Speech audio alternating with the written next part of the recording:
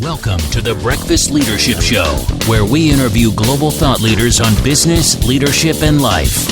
Here's your host, keynote speaker, best-selling author, and chief burnout officer of the Breakfast Leadership Network, Michael Levitt.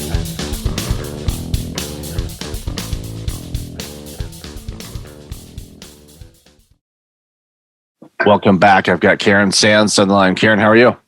I'm great. Glad to be here. Happy to have you here. And we were talking about the future in the pre-show, and how everybody's longing for the future, especially during a pandemic. But share with the audience a little bit about you, and then we'll dive right into the conversation.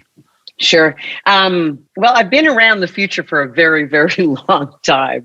And so I've been watching these trends moving and moving. I actually started tracking these trends back in my 20s and 30s. I'm now 77 as of 2 weeks ago. So I've been at it for a while. And I remain an optimist. I see tremendous potential, but we have to get past where we are right now. And so I don't want to sound like a Pollyanna, because I'm not. I'm really real clear about the trends, but there is positivity at the end.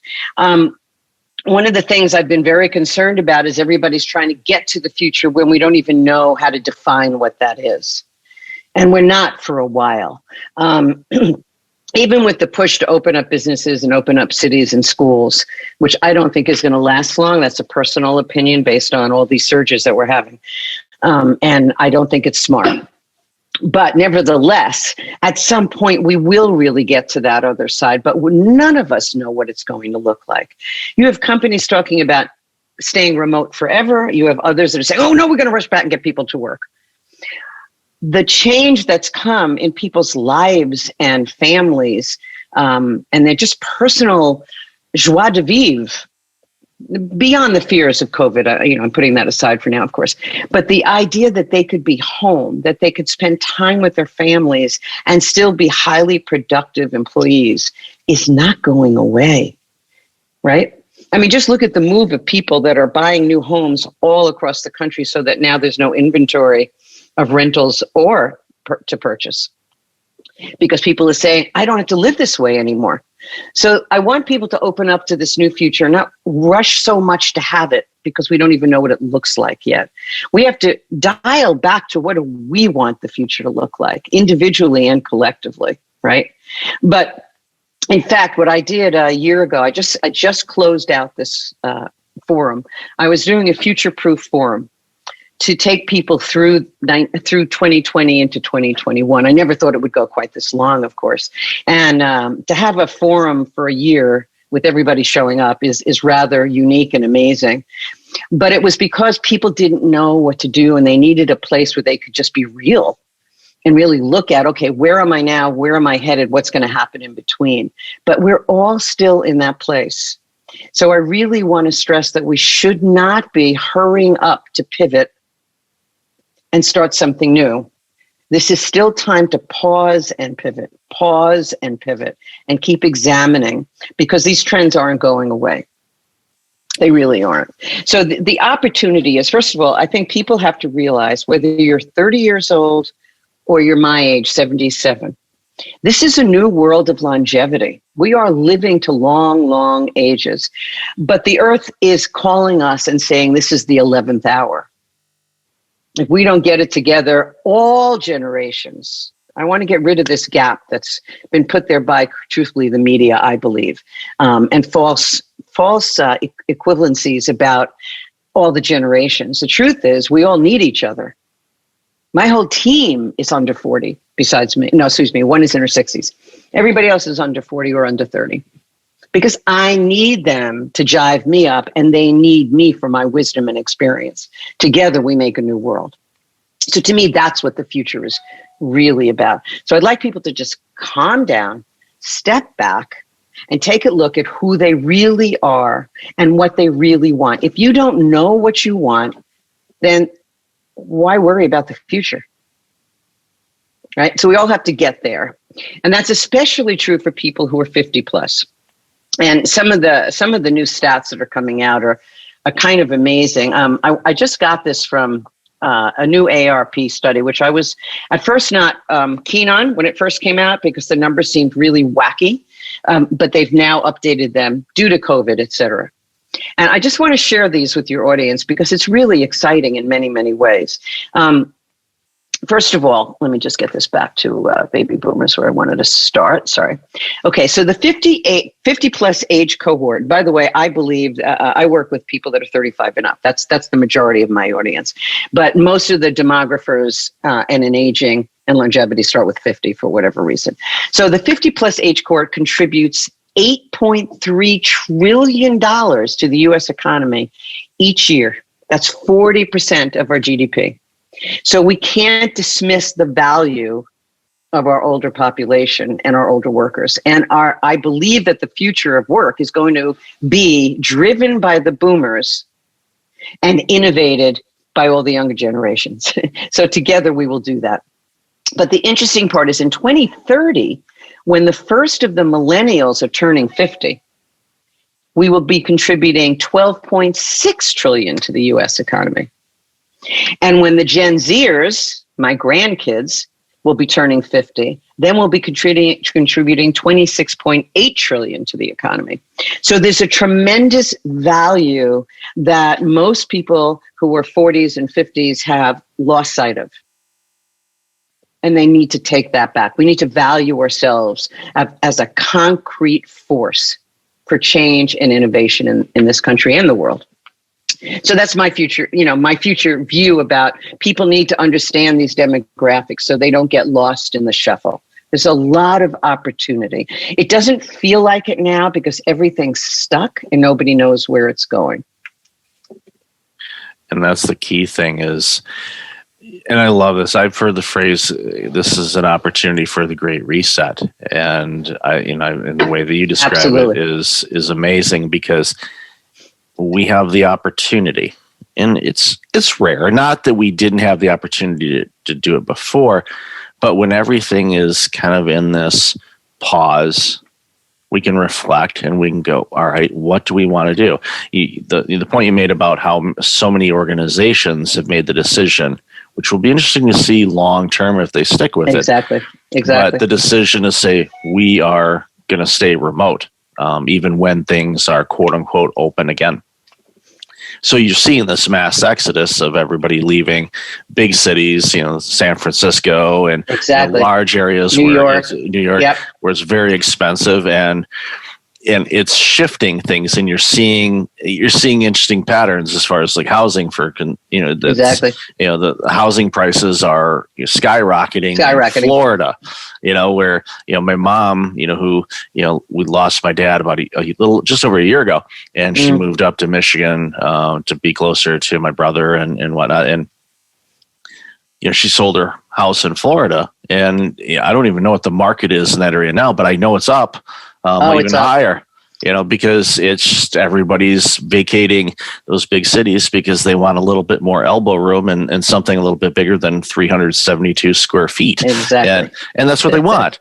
And in times that may shift and people go, you know what, I want to be closer to the city again. And it's all these patterns shift in time because each century passes, and sometimes we get wrapped up in our own, and this is fine because this is the reality we know. We get wrapped up in what the world is now, and it's difficult, and not what it will be. Yeah, and we have a say on what it will be like. And I love the fact that you are a champion for getting every age group. I agree with you. The media likes to compartmentalize things. It's like the old record store. You're not going to have Dave Brubeck next to Metallica. You might, but then you've got somebody that is, a little bit, weird on the generations. But from my standpoint, I think that's a great idea because it's like, okay, yeah, you listen to, let's say somebody listens to Metallica. It's like, check out Dave Brubeck or Dave Koz. Exactly. Listen to some jazz, listen to some blues. Exactly. Listen to just open it up. Open it up and gives you some new vision. It's like a new prescription, and it makes such a big difference in having a more holistic view of how the world is because it's bigger than we can see. And again, the opportunities are there, and of course, nothing would make me happier than have everything be open, and not from a convenience standpoint. No, but it's just life. It's life. And I know a lot of people have been struggling with things, and they may not be working or a variety of other things. And you want people to thrive. You want people to grow. Right. But again, this is one of those opportunities saying, okay, yeah, you do some things during this time. You can be better than you were before this pandemic hit. And that's an opportunity that I really hope people take advantage of. Which is why, now I'll bring this up, which is why I'm starting this series of master courses, the first of which is called, the whole series is called Future by Design, because it's time for us to be really conscious about the future we design for ourselves and collectively. And so this is what the course is about, because people need to take back, and it's hard to do on our own. We have to take back our own agency and authority about how we move through this world and what the world looks like for us. And that's every age group, together as well as individually. Yeah. And it's almost like this time there's a silver lining in this horrific pandemic and economic downturn that we've been through, or job economic return.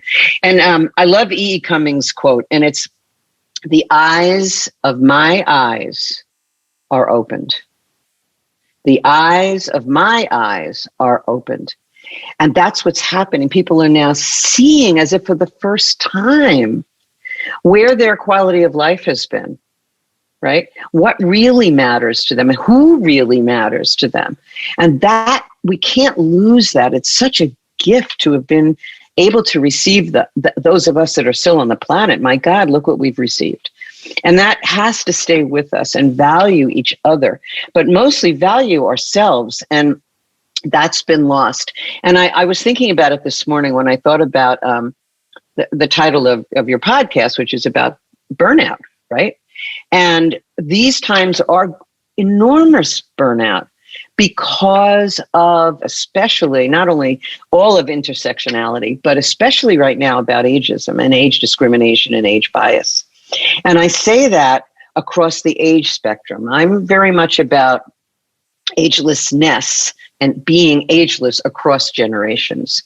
You're either too young, you haven't had enough experience, what are we going to do with you? Or you're too old, let's get rid of you because you're no longer relevant. And then everybody in the middle, like Gen Xers, are like, okay, where do we fit? So we have to stop this. We just have to stop this and realize that there are gifts in all of this. For one thing, baby boomers, I want them to realize, 50 plus, let's say, because that's where the early boomers, the later boomers are, is that you have learned through the Great Recession more than any other generation today, right? About how to be resilient, how to create entrepreneurial positions, all of these new things that we've been able to do. Those skills are needed now more than ever before. And the young people, the younger generations, especially the X's and Y's, the Z's and Y's, they haven't had enough life experience to fall on their face enough to be resilient. They will, like all of us. It comes to all of us sooner or later. But if we bring that together, we can deal with sustainability and climate change. I mean, you talked about people moving to Florida. Hello, how long do you think you're going to live in Florida? The seas are rising. I mean, we're not kidding. This is really serious. And I live in the Northwest Hills of Connecticut, so I'm in a bubble. I don't even get hit, thank God, by all of the issues of climate change. We probably will be at some point, but not yet, because we're in inner as well. But it's there, and it's big, and people are forgetting about it. We have to deal with this now, and that's going to take all the generations. We don't have time. There's no dress rehearsal for this one, right? This is the future. So I want to bring something else. What I hear a lot about from young people is what's the opportunity? Why bother? Who cares? They're really scared about all these things that are pretty scary, right? But I believe that it is one of the most optimal times for people to innovate, to create new opportunities, not only in the sustainability or climate change area, but in the aging area. The amount of potential job opportunity is enormous. And it's a very exciting field. It's almost like when we went to the moon, we went to space, everything we learned out there or innovated new brought back to the whole population. It's the same thing with dealing with the aging population. And I say aging, I mean 45 and up. We're all, and we're all aging. I mean, let's get over it. That's what life is. It's aging. So if we could only own it. And I want young people to realize there is so much opportunity, so much, both in climate change and in the aging world. The innovation in technology and aging that's going on now is just beyond words. And there's so much more room. And I want to read some stats, okay? Now, I'm not saying everybody wants to wipe out diaper pans in a long-term care facility, and I don't think there are going to be a lot of those nursing homes left afterwards anyway, because we found out how badly run they are. I mean, people in the field knew, but now everybody knows. But here's some trends. Personal care and home health care jobs will be 50% of U.S. workers by 2022. Now, that was pre-COVID. 50%. Job growth will be up 38% in this whole aging and healthcare arena. We need 5 million jobs this year. We don't have them. We're not filling them. We need 7 care workers for every 1 baby boomer. We don't have them. And now after COVID, I mean, look what's happened to our nursing and medical care. I mean, they're so stressed out. So I just want people to realize, don't say there's nothing around, because there is. Don't say the world is ending and it's over. Your longevity is a gift to make that difference. And I'll be right there, supporting you through it. But I'm sorry, I got off on a tangent, but I feel so strongly about this. Oh yeah. No, I've known of. My mom worked at a nursing home when I was a kid. Okay. So you've seen it. So I've seen, that was, that would have been in the 80s. And I've heard horror stories of, some relatives that were in them, and, not just, the theft of property. I mean, somebody stole my uncle's false teeth, I'm sorry. It's not funny, but it's no, so absurd. But it's so like, sick.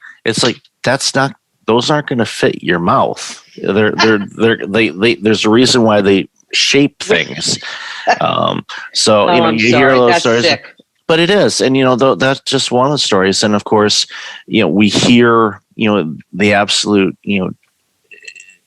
dramatic numbers of percentage of people that have died of COVID-19 in the nursing and long-term care homes is it's just a different stratosphere from what the rest of the population is. And you go, what? How? Yeah. Right. How? Why? Yeah. How? Exactly. Why? It's like that should be, and then, you start peeling back that onion and you go, wow. So exactly. To your point, and I was at an event, this was a few years ago, where a research industry in Toronto did a study. They did I think it was a 5-year study, I think through Mars Research Group and other stuff like that. And they basically said that at least, and of course this is before the pandemic, that 25% of the jobs that exist today won't in 2030. Not because of economy problems. It's just through automation, advances, and things like that. We don't need those jobs anymore. Exactly. So a lot of people initially go, well, are we all going to go on government assistance? Are there not going to be any jobs? Well, I mean, the stat you just gave, where it's like for every baby boomer, you need 7 people to assist them. And I know that I know what that is, because my late grandmother, she passed away about 20 yeyears ago. I can't believe it's already 20 years, but goes fast. But she had Lewy body dementia, which required 24/7 care for her, and she lasted 7 years of 24/7 care, which was performed by my mom, my aunt, and my 2 uncles, and then they had respite workers come in on Fridays to give everybody a break. So they did a rotation. They did that for 7 years. 7 years. And she was completely bedridden, couldn't speak, moaned, it was a horrible quality of life. And, exactly. You don't want to get into debates about ending life early or anything like that, because they obviously, as a family, chose, not to go that path. But there were, 5 or 6 people involved all the time, and they were grinding and working and all of this stuff. And what kind of life is that for anybody? For anybody, right? For the caregivers or exactly. The person they're taking care of. So, governments and bodies and all that stuff need to make sure that these types of roles that are needed right now, it's exactly. not like, oh, exactly. They're needed. They were needed a long time ago. The demand has been there, and it's like address those things and exactly. the opportunity for advances, aging, doing different things, going, okay, how can we figure out a way to make sure that, our generations, like you said, from the 40s up, okay, let's start designing what things could look like to make life easier, to deliver whatever service that you'll need and have that graduate to different levels depending on what you need. And exactly. And I think that's where investments and science and opportunities all come in. And when you say 50% of jobs are going to be in that market, that's pretty amazing. That if you're ready to go, and you're studying to do something, you're like fresh out of high school going, what should I work in?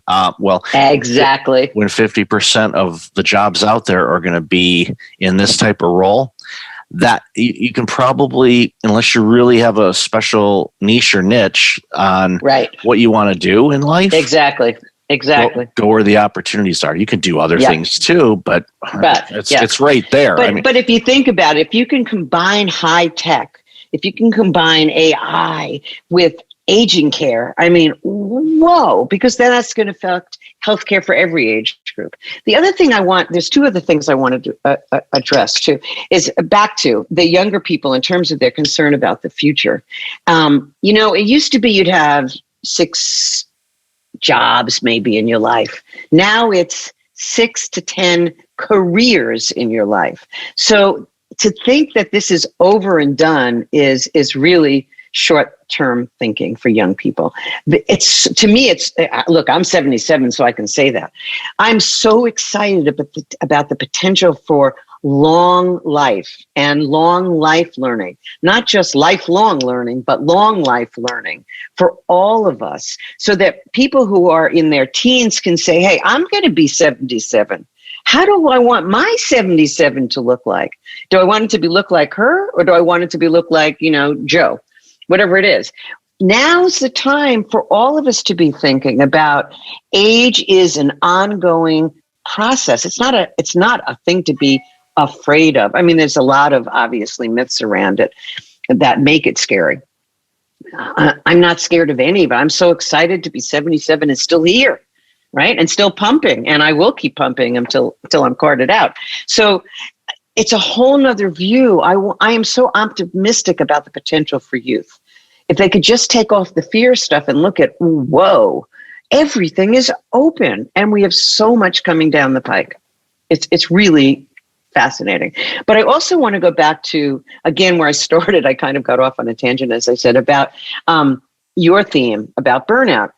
Because if I look now at where I'm also focusing, which is on age bias, ageism, and age discrimination, young and old, obviously, but it's impacting women to an extent that we never thought was going to come again, where women are leaving the workforce in droves, either being pushed out or realizing they had to get out because they had families to take care of, obviously, and they couldn't do it all.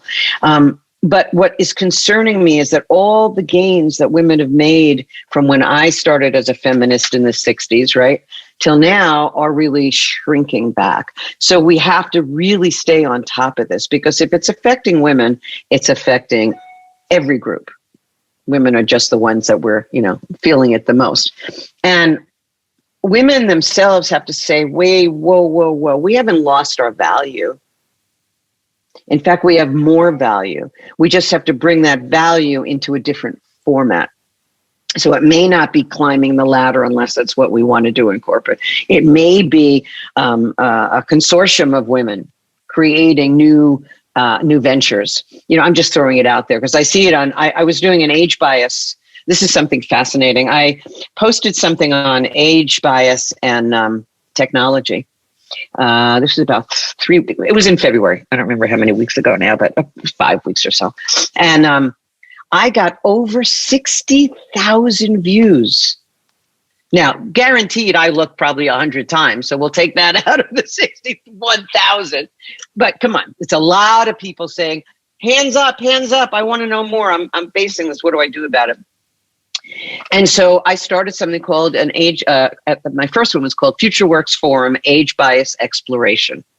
And it was a fabulous turnout and exploration. Now I see ageism showing up all over. Everybody, even if they've never been in the field, wants to jump. Everybody's looking for something. So, okay, now I'm an expert in ageism. But in any case, be careful, everybody out in the public. Make sure you're working with people that know what they're doing and have been around it a long time. But my point is that is a pressure that's causing so much burnout and stress. It used to mostly be women because the conflation of sexism and ageism was deadly. But now the men are feeling it in droves, and it's starting, now over the hill. Well, when the 60s, we used to say, if you're over 30, don't trust them, right? So now, if you think about it, almost all the CEOs in our country, almost all, are clearly over the age of 30. Most of them are boomers. Most of the CFOs are age 55 to 65. So, there is no, I can't trust you because you're over 30. Almost all of us are over 30 in the workforce, right? So, but there's this pressure that is growing where people are not making waves, which means they're not innovating. They're shutting down. They're scared, even if they're out of the office, because they're waiting for the chopping block that they are too old. So over the hill now, it's so frightening for me to say this, is 35. You're old in corporate America if you're 35 or 40. You're old. You're over. Career's done or on its way out. That's absurd. Yeah, it's appalling, and especially when we know the average lifespan. I mean, you're not even halfway there yet, and you're going, wait a minute. Most of us will live to 90, and those who want to anyway will live to, right now the max is 114. Yeah. But I will tell you, two of my dearest beloved mentors, one is going to be 102 and the other one is going to be 104. So hello, folks. Yeah. Long, long life. We have a lot to do together. It's actually very, very exciting. And I can't, share enough in the short time we have together, but please don't give up on yourself. Don't let the burnout take you down. We will find a way through this. We have what it takes, but we have to value ourselves, all age groups. Yeah, and I think that's the key takeaway for people in preventing burnout, and even this great opportunity to design the future the way that it'll work well is, one, value yourself. Two, seek the guidance and partner up with every age you can find, because the experiences from someone that's in their 20s and 30s is different than my experiences in my early 50s and yours, and having difficulty wrapping around your 77, but that's okay. I do too. Sometimes I go, really? Well, I have a 19-year-old daughter, and she asked me, Dad, do you feel like you're in your 50s? I'm like, I don't know what 50s is supposed to feel like. Exactly. I didn't get a workbook that said when you're 50, you're supposed to. It's hard to say. I don't feel an age.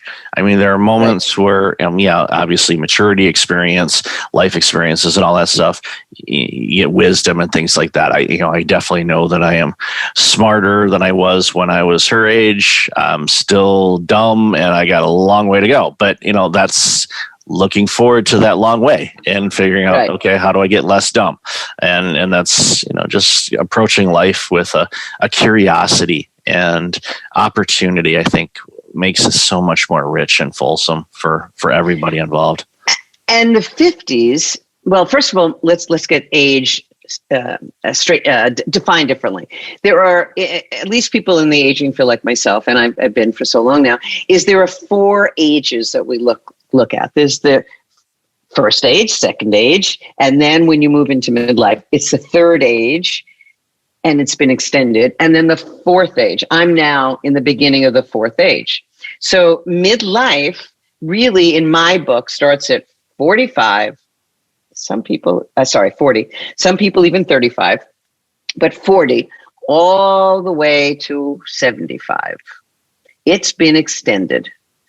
So it's the same issues we will face in midlife, whether it was shorter or longer.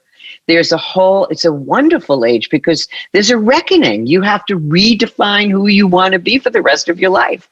And the beauty about being 50 or early 50s or any time in 50s is that you have that vista before you to choose from. It's not like, oh my God, I'm going tomorrow. You have so much ahead of you. And now you can choose how you want to be versus our first and second ages. We didn't have a heck of a lot of choice. It was predefined for us in most cases. Now we have a choice to really define it. That's a fantastic gift. Fantastic gift. Yep. And I embrace every moment of it. That's for sure. So Karen, I've loved our conversation. I am so thankful for you and the work you do. So where can people find out more about you and this incredible work? Well, let me tell you a couple of things. If it's okay to do that. I've published 12 books. 4 or 5 of them are on Amazon. The others I haven't done that yet. But these 2, which I don't know, can you see them or are they showing as a mirror image? You can. Okay. Both of them are bestsellers. They are must reads. I'm updating the stats in them now, but the essence is still the same. So they're on the shelves. They're on Amazon now. They are must reads. This one, Gray is the New Green, is all about the why you should know about what's going on in the longevity economy. And that affects all of us.